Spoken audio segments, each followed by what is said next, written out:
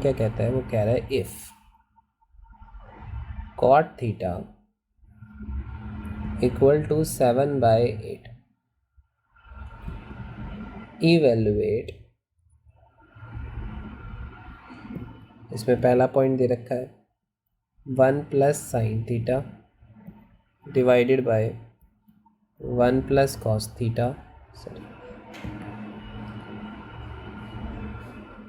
और ऊपर मल्टीप्लाई में दे रखा है 1 माइनस साइन थीटा, और नीचे दे रखा है इस तरह मल्टीप्लाई में 1 माइनस कॉस थीटा। उसने कहा है इसको, इसकी वैल्यू निकालो अगर कॉस थीटा इक्वल टू 7/8 है। ठीक है, हमने कहा ठीक है, कोई प्रॉब्लम नहीं है। हमें दिख गया कॉट थीटा, तो कॉट थीटा एक तरीके से हमारा, हम पहले तो समझ जाएंगे कि ये ट्रिग्नोमेट्रिक फंक्शन है। ट्रिग्नोमेट्रिक फंक्शन है तो यहाँ पर एक बहुत प्यारा रोल है एक राइट एंगल ट्राइंगल का, तो हमने वही किया, राइट एंगल ट्राइंगल को ड्रॉ किया, और अब हमने इस तरह से ये 90 डिग्री मान लिया। अब हमें दे रखा है क्या, कॉट थीटा, तो कॉट थीटा दे रखा है 7/8। अब सबसे पहले आपको पता होना चाहिए कि कॉट होता क्या है। देखो, कॉट कहीं ना कहीं जो होता है 10 का उल्टा होता है। ठीक है, तो एक तरीके से ये हो जाएगा हमारे पास बेस अपॉन परपेंडिकुलर, यानी कि आप कह सकते हो b/p। जो कोट हो जाएगा वो हमारे पास क्या हो जाएगा, b/p। तो अब ये क्या होता है, ये हम इस ट्राइंगल में लगा के देखेंगे। ठीक है, इस ट्राइंगल में क्या करेंगे, ये हम लगाएंगे। चलिए लगा के देखते हैं।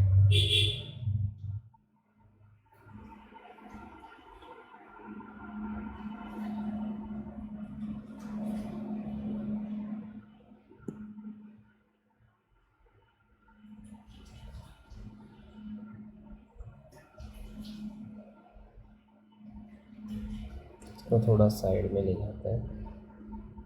ठीक है, अब देखो, अब हमें पता है कॉट थीटा, तो कहीं ना कहीं कॉट थीटा एक थीटा बनाना पड़ेगा। आप कहीं भी बना सकते हो, चाहे यहाँ बना दो चाहे यहाँ बना दो, तो मैं यहाँ ले लेता हूँ थीटा। तो अब थीटा के हिसाब से जो बेस है वो तो हमारा है 7। अब थीटा तो मुझे ये बताता है कि मेरे सामने वाले पे पास चले जाओ, ये परपेंडिकुलर होगा। तो हमने कहा ठीक है, परपेंडिकुलर नीड है, मैं परपेंडिकुलर हो गया 8, क्योंकि ये परपेंडिकुलर इसको डिनोट कर रहा है 8, तो मैंने यहाँ लिख दिया भाई ये तो है 8। ठीक है, और दूसरी बात ये है कि ये हाइपोटेनस फिक्स होता है, तो बेस हमारा ये हो गया, तो बेस ये हमारा है 7। तो हमें नीचे तो पता चल गया 7 और ये वाला पता चल गया 8। अब ये थोड़ा अजीब सा लग रहा है, तो मैं क्या करता हूँ, थोड़ा सा नाम दे देता हूँ। जैसे ये हो गया A, ये हो गया B, और ये हो गया C। अब एक बात बताओ, जब तक मेरे पास हाइपोटेनस नहीं होगा क्या मैं अप्रोच कर सकता हूँ? मैं अप्रोच नहीं कर सकता, तो मुझे ये निकालना पड़ेगा। तो मैं लिखूँगा यूजिंग पाइथागोरस थ्योरम। क्या आएगा, हाइपोटेनस का स्क्वायर इक्वल टू परपेंडिकुलर का स्क्वायर प्लस बेस का स्क्वायर।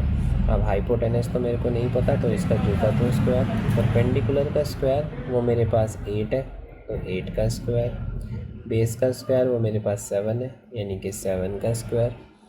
तो कहीं ना कहीं ये हमारा आ गया हाइपोटेनस का स्क्वायर 64 + 49। ठीक है, और ये हमारा हाइपोटेनस का स्क्वायर आ गया 9, 10, 13, 130। तो कहीं ना कहीं जो हाइपोटेनस आएगा वो आएगा √130, और 113 से कोई भी पेयर बाहर नहीं आते। तो मेरा हाइपोटेनस जो आया इस ट्राइंगल में ABC, ये 7 था, ये 8 था, और ये आया √113। तो ये आ गया, इतना समझ आया। अब उसने हमसे पूछा था क्वेश्चन में कि भाई बताओ 1 प्लस साइन थीटा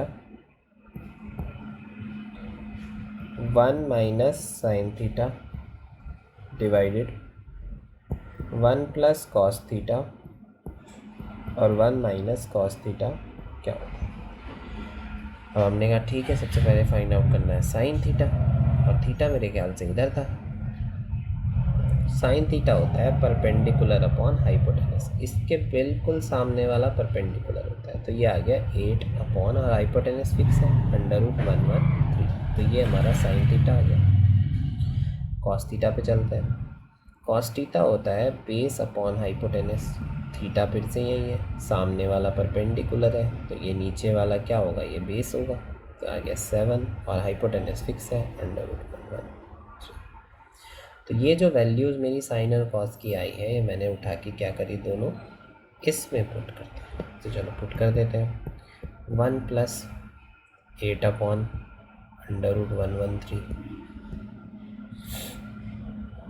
यह आ गया 1 माइनस 8 अपॉन √113 डिवाइडेड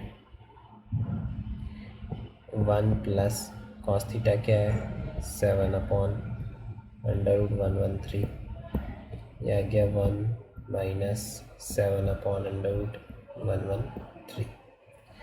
ठीक है, क्लियर है, ध्यान रहेगा आपको इतना, इतने में किसी को डाउट। चलिए अब चलते हैं आगे। देखो अब क्या होता है कि हमारे पास जो इन्फॉर्मेशन है वो मैं लिख लेता हूँ। हमारे पास इन्फॉर्मेशन ये है कि यहाँ पर 1 प्लस साइन थीटा था और 1 माइनस साइन थीटा था, अपॉन में 1 प्लस कॉस थीटा था और 1 माइनस कॉस थीटा। और मैंने यहाँ पे पुट किया है 1 प्लस साइन थीटा की वैल्यू थी हमारी 8 अपॉन √113, और ये था 1 माइनस 8 अपॉन √113, और नीचे था 1 प्लस 7 अपॉन √113 और 1 माइनस 7 अपॉन √113।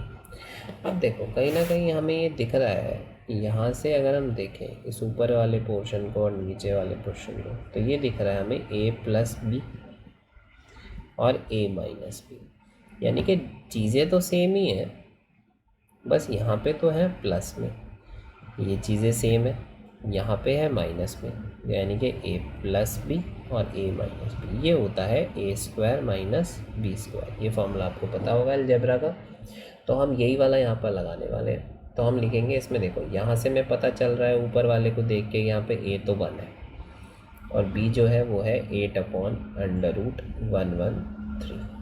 तो ये जो पोर्शन है हम इसमें ऊपर में यही काम करते हैं, और नीचे फिर से हमें क्या मिलेगा, a plus B a minus B equal to a² minus b²। यहाँ पर भी a 1 है लेकिन b की वैल्यू चेंज है, b है 7 अपॉन √113।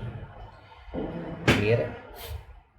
तो हमें यही क्या करना है, इस अलजेब्रा के फॉर्मूले से खोलना है। तो ऊपर का भी क्या हो गया, a² यानी कि ये हो गया 1 का स्क्वायर, फिर क्या है माइनस b², माइनस b की वैल्यू क्या है 8 अपॉन √113 का स्क्वायर।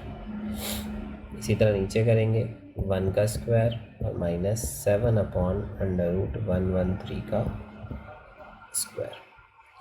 ठीक है, और 1 का स्क्वायर तो रहेगा 1 माइनस, क्या मैं इसे ऐसे लिख सकता हूँ 8 का स्क्वायर डिवाइड में √113 का स्क्वायर। किसी को कोई प्रॉब्लम? इसी तरीके से मैं लिख लेता हूँ 1 का स्क्वायर 1 ही रहेगा, माइनस 7 का स्क्वायर अपॉन √113 का स्क्वायर। अब देखो हमेशा आप लोग ध्यान रखना कि कभी भी ये जो स्क्वायर रूट होता है इसके यहाँ पे 2 छुपा होता है, ठीक है, और इसके अंदर कोई भी डिजिट हो, जैसे कि मैं आपको 113 लेके ले लेता हूँ और इसका ये स्क्वायर है यहाँ पर। तो ये जो स्क्वायर रूट होता है एक्चुअल में ये भी एक पावर होती है। ये जो पावर होती है वो होती है 1/2। तो मैं इसको लिख सकता हूँ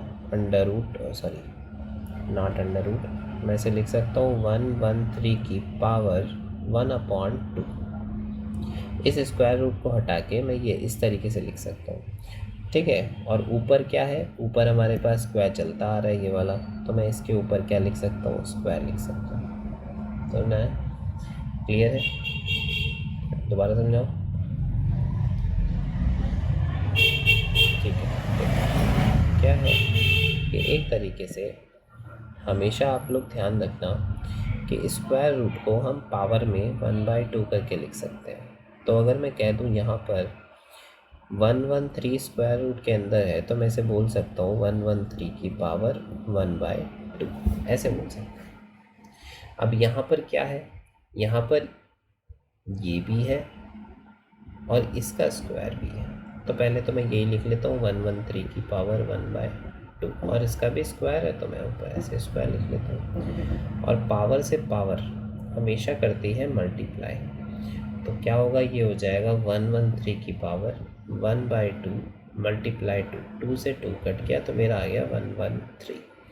तो एक तरीके से आप कह सकते हो कि अगर किसी स्क्वायर रूट का भी क्या कर दो, स्क्वायर कर दो, तो ये स्क्वायर इस स्क्वायर रूट को क्या कर देता है, कट कर देता है, और खाली क्या बच जाता है, 113 बच जाता है। तो यही चीज़ मुझे आपको यहाँ पर यही कॉन्सेप्ट जो है सिखाना है। तो यहाँ पे 1 तो था ही, -8 का स्क्वायर 64, और ये जो 2 है स्क्वायर है, ये इस स्क्वायर रूट को काट देगा जो हमने अभी इधर सीखा। ठीक है, तो ये आ गया 113, फिर डिवाइड में 1 - 7 का स्क्वायर 49, और ये वाला जो स्क्वायर है स्क्वायर रूट को काट देगा 113। क्लियर है? चलिए अब इसको सॉल्व करेंगे। ठीक है, तो इसको कैसे सॉल्व करेंगे, इसके नीचे आप 1 कंसीडर कर लो, इसके नीचे 1 कंसीडर कर लो, इसकी मल्टीप्लाई करो इसके साथ, आप एक लाइन खींचो, 113 की मल्टीप्लाई 1 से करो तो 113, इसकी मल्टीप्लाई करो इधर वाले के साथ, 113 बन जा 113 बन जा 113, बीच में माइनस हमारा मिलेगा ही मिलेगा, और फिर इस 1 की मल्टीप्लाई करो 64 में। तो ये हमने ऊपर का पोर्शन सॉल्व कर दिया, नीचे डिवाइड लगाया। इसी तरीके से यहाँ पे इसकी मल्टीप्लाई इससे करो, तो यहाँ पे भी आ गया 113, फिर इस 113 की मल्टीप्लाई इस 1 से करो तो ये आ गया 113, बीच में माइनस है, इस 1 की मल्टीप्लाई 49 से करो तो ये आ गया 49। ठीक है, क्लियर है? अब ये जो नीचे वाला 113 है, ठीक है, ये जो 113 है ये आपस में क्या हो जाएंगे, कट जाएंगे। इसके बाद यहाँ पे 113 में से 64 अगर जाएगा तो बताओ कितना बचेगा, ये बचा 9 और ये बचा 49, और यहाँ पर 113 में से 49 जाएगा तो क्या बचेगा, ये हमारा कितना हो गया बताओ, लगभग 4, और एक तरीके से 10 में से 4 गया 6, तो ये आ गया 49/64। तो एक तरीके से 49/64 हमारी इसकी क्या आ गई, वैल्यू आ गई। तो हमारा यही क्या हो गया, आंसर। इस तरीके से आप इसको क्या करोगे, अप्रोच करोगे। ये था हमारा फर्स्ट पार्ट। अब इसी के साथ ही क्या है, सेकंड पार्ट भी है इसका, सेकंड पार्ट भी देख लेते हैं। सेकंड पार्ट जो उसमें दे रखा है, उसने बोला है कि वैल्यू निकालो। सेकंड पार्ट जो है इसका वो कह रहा है कि आप कॉट स्क्वायर थीटा की वैल्यू निकालो। ठीक है, अब एक बात बताओ, कॉट स्क्वायर थीटा होता क्या है? कहीं ना कहीं टेन थीटा का उल्टा होता है कि नहीं होता? लेकिन मैं आपको बताता हूँ, टेन थीटा होता है sine theta upon cos theta, और कॉट थीटा निकालने के लिए जो भी टेन थीटा होता है उसका उल्टा कर दो तो वो हो जाएगा cos theta upon sine theta. यहाँ पर है कॉट स्क्वायर थीटा, तो सबका स्क्वायर कर दो, sine square theta, sorry not sine square theta, this is what, cos square theta upon sine square theta. तो मैं सिंपली क्या करूँगा, मैं कह दूँगा कि भाई ये हो जाएगा cos square theta upon sine square theta. Clear है? अब आप एक बात बताओ, आपको साइन थीटा और कॉस थीटा पता था कि नहीं? आपको पता था कि साइन थीटा की वैल्यू क्या है, 8/√113, और कॉस थीटा की वैल्यू भी आपको पता थी, वो क्या थी, 7/√113। ये चीज़ें आपके दिमाग में घुस रही थी बहुत अच्छे से। तो ये क्या हुआ, ये इधर आप पुट कर दो। कॉस स्क्वायर थीटा क्या हो जाएगा, कहीं ना कहीं इसका स्क्वायर हो जाएगा, तो ये हो जाएगा 49/113, फिर डिवाइड है साइन स्क्वायर थीटा अगेन 64/113, 113 से 113 कट जाएगा, और हमारे पास फिर से क्या आ जाएगी वैल्यू, फिर से हमारे पास वैल्यू आ जाएगी 49/64। यही हमारा क्या हो जाएगा, आंसर हो जाएगा। क्लियर है, यही हमारे पास क्या हो जाएगा, आंसर हो जाएगा 49/64। तो ये था इसका सेकंड पार्ट का आंसर। ठीक है, तो चलिए अब चलते हैं हमारे नेक्स्ट पार्ट की तरफ, नेक्स्ट क्वेश्चन की तरफ, दैट इज़ क्वेश्चन नंबर 8।